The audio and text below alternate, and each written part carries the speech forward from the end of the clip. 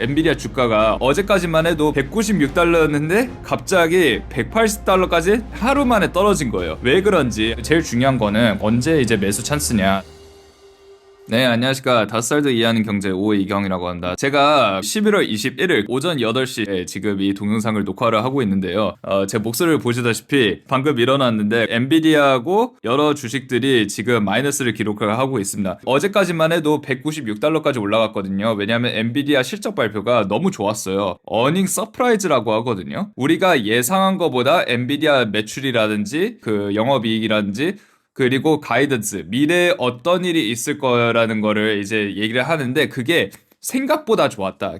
그래서 엔비디아 주가가 어제까지만 해도 196달러까지 올라갔습니다. 그래서 그런가 보다 해가지고 그것에 대해서 동영상 만들려고 했는데 갑자기 12시간 만에 196달러였는데 180달러까지 다시 하루 만에 떨어진 거예요. 심지어 이제 시장이 열리면 179달러까지 내려갈 수 있다라고 이렇게까지 나왔거든요. 그래가지고 왜 그런지 한번 살펴보도록 하겠습니다. 그 전에 또 다른 주식들도 보면요. 팔란티어도 마이너스 5% 떨어졌고 AMD도 마이너스 7% 떨어졌고 마이크론은 마이너스 10%까지 떨어졌어요. 이게 왜 그런지 한번 보도록 하는데요. 이제 결론부터 말씀드리자면 여러 가지 이유가 있어요. 근데 어떠한 뉴스 기사도 이제 결론을 시원하게 못 내리더라고요. 그래서 제 생각을 말씀드리겠습니다. 이제 결론부터 말씀드리자면 첫 번째는 금리 인상 가능성 아니면 최소한 금리 인하 가능성이 낮아진다. 이게 첫 번째 이유고요. 두 번째는 AI 주식들이 너무 비싼 거 아닌가라고 이제 우려를 하기 때문에 이 두 가지 이유가 있거든요. 하나씩 설명해 드리겠습니다. 최근에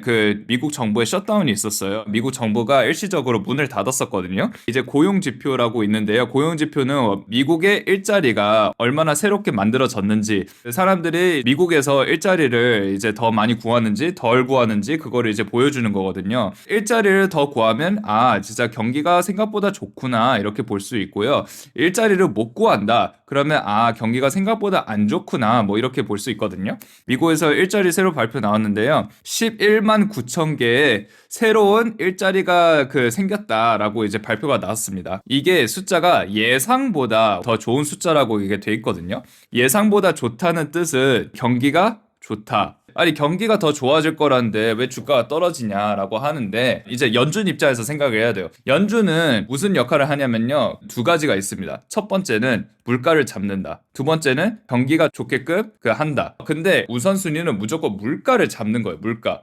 이제 경제가 이게 더 좋아지면 사람들이 돈을 더 쓰지 않습니까? 돈을 더 쓰면 소비를 더 많이 하고 소비를 더 많이 하면 가격이 이게 자연스럽게 올라가요. 연준은 말씀드렸듯이 물가 잡는데 이제 우선순위를 들어요. 그래가지고 물가 잡을 때 뭘 하냐면요. 금리 인상을 합니다. 여러분들이 예를 들어서 100억을 빌렸습니다. 근데 이제 금리가 1%예요. 그러면 돈을 갚을 때 1억을 갚아야 되거든요. 근데 예를 들어서 이건 좀 극단적이지만 금리를 10%로 올렸어요. 그러면 110억을 갚아야 됩니다. 갚아야 될 돈이 더 높아져요. 그러니까 대출 수요가 더 낮아지겠죠. 그리고 지금 이미 대출 받는 사람들은 돈을 더 많이 갚아야 되거든요. 그러니까 소비를 덜 한다. 그래서 금리 인하가 제가 알기로는 12월 10일에 이게 발표가 나거든요. 그래서 금리 인하의 확률이 뭐 60%까지라고 했었는데 최근에 이제 50%까지 떨어졌고 지금 어제는 40%까지 떨어졌어요. 이제 금리 인하할 가능성이. 그래서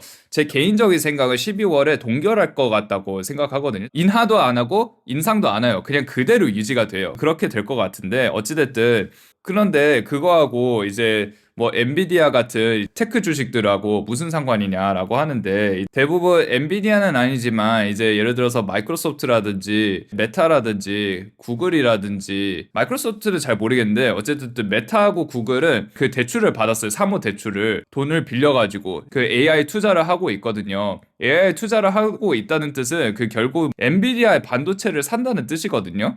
근데 금리를 올리면 갚아야 할 돈이 더 많아지겠죠. 얘네들 입장에서 더 힘들어지겠죠. 얘네들 더 힘들면 엔비디아 반도체를 더 살까요? 덜 사죠. 그러다 보니까 이제 다 떨어지는 거예요. 그것 때문에. 자, 그래서 이제 정리를 하자면 이제 금리 인상을 해가지고 빚이 있는 회사들은 이제 더 안 좋다. 그리고 대부분의 그 빚이 있는 회사들은 테크 주식, 그러니까 소위 말해 이제 뭐 엔비디아라든지 뭐 이제 뭐 메타라든지 이런 주식에 훨씬 더 악영향이 더 높다. 이렇게 그 보시면 될 것 같습니다. 자, 그래서 월가에서도 그런 얘기를 했었거든요. 뉴욕의 그 가장 유명한 증권사들이 모인 이제 월스트리트라고 하는데 월가라고 해요. 그래서 월가에서는 뭐라고 얘기를 하냐면요. AI는 장기적으로는 매우 좋다. 근데 단기적으로는 불안하다 라고 이렇게 하거든요. 그래서 지금 엔비디아가 196달러까지 올라갔었는데 하루 만에 180달러까지 내려갔다는 뜻은 무슨 뜻이냐?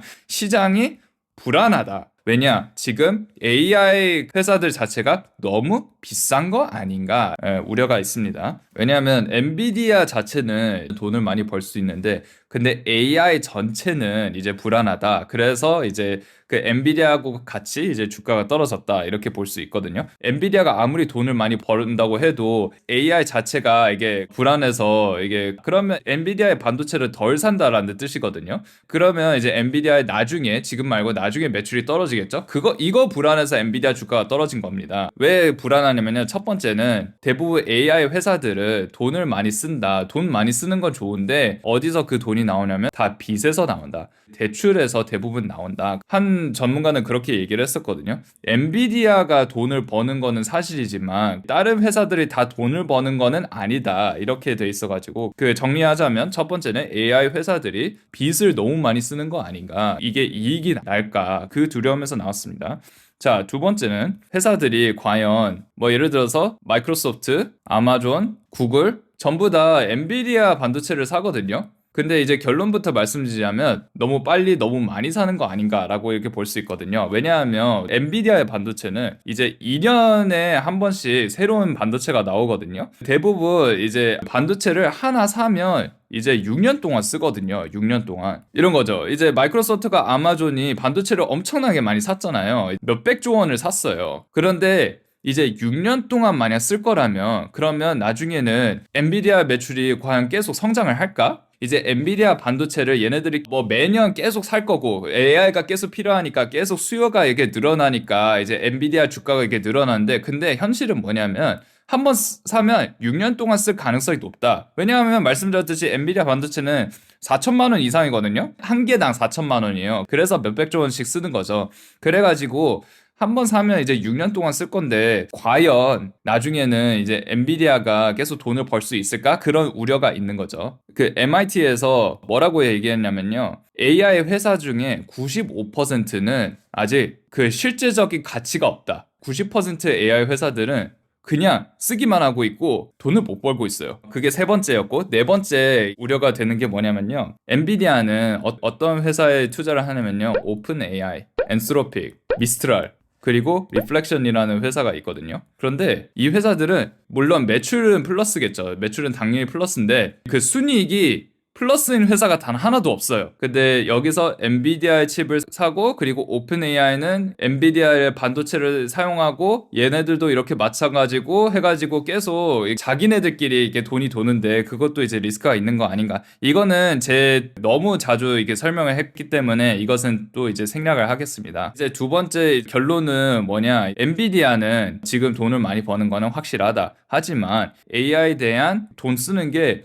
너무 빠르고 너무 그 부채가 많고 그리고 나중에 이익이 없어지는 거 아닌가 그리고 손님이 없는 거 아닌가 이거 두려움 때문에 지금 AI 주가가 계속 떨어지고 있다라고 이렇게 볼 수 있습니다. 그래서 말씀드렸듯이 첫 번째는 금리 인상에 대한 우려 아니면 최소 금리 인하 가능성이 더 낮아진다든지 그리고 두 번째는 AI 주식들이 너무 비싼 거 아닌가 그 우려 때문에 지금 주가가 계속 떨어지고 있습니다. 물론 여러 가지 이유가 있는데 이제 제가 최대한 쉽게 설명하기 위해서 이렇게만 이제 말씀드렸습니다. 그 제일 중요한 거는 과연 이제 언제 이제 매수 찬스냐. 마이크로소프트는 제 전 동영상에 계속 말씀드렸지 않습니까? 뭐 460 이하로 떨어지면 그때 이제 매수 매수 고려를 할 수 있는 거예요. 아마존은 최근에 212 그래도 매수하기 뭐 납배드고 베스트는 200 이하죠. 엔비디아는 150에서 160 사이까지 이제 기다리는 것도 나쁘지 않을까라는 생각이 들고, 그리고 넷플릭스는 지금 액면 분할을 했거든요. 액면 분할이 무슨 뜻이냐면요, 넷플릭스가 주식 하나에 막 1110달러였거든요. 1110달러니까 이게 뭐 160만 원이에요. 일반인이 한 주식을 사기 되게 막 부담스러웠잖아요. 그래가지고 이거를 160만 원짜리가 하나가 이제 16만 원짜리 그 주식 10개로 됐거든요. 제가 원래 넷플릭스 주식을 한 30개 샀다고 쳐요.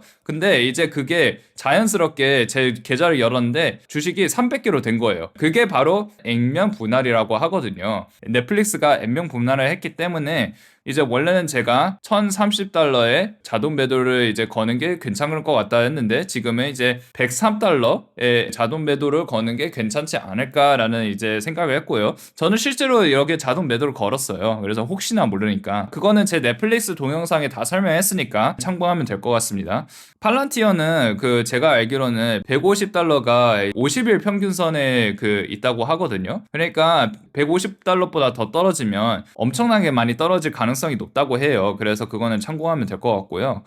그래서 제 생각은 뭐 지금 떨어졌다고 막 바로 이렇게 막 줍줍하는 것보다는 조금 더 기다리면 되지 않을까. 제 동영상을 보시는 분들은 그러겠으면 아니 도대체 언제까지 기다리는 거야 라고 이렇게 하는데, 근데 제가 그분들한테 꼭 말하고 싶은 얘기가 있습니다. 이게 좀 죄송스러운 표현이지만 이제 미국에서 표현하는 게 이거거든요. 닥치고 기다려라 라고 하는 거거든요. 그래서 그냥 기다리시면 돼요. 내가 원하는 가격까지 기다려서 사는 거. 이럴 때 그런 생각이 드는 거죠. 아, 공부하길 잘했다. 이런 순간들을 위해서 우리가 계속 여태까지 공부를 하는 겁니다. 그리고 앞으로 더 떨어질 거에 대비해서 말씀드렸듯이 회사가 강한데 주가가 떨어지면 뭐다? 매수 찬스일 가능성이 높다.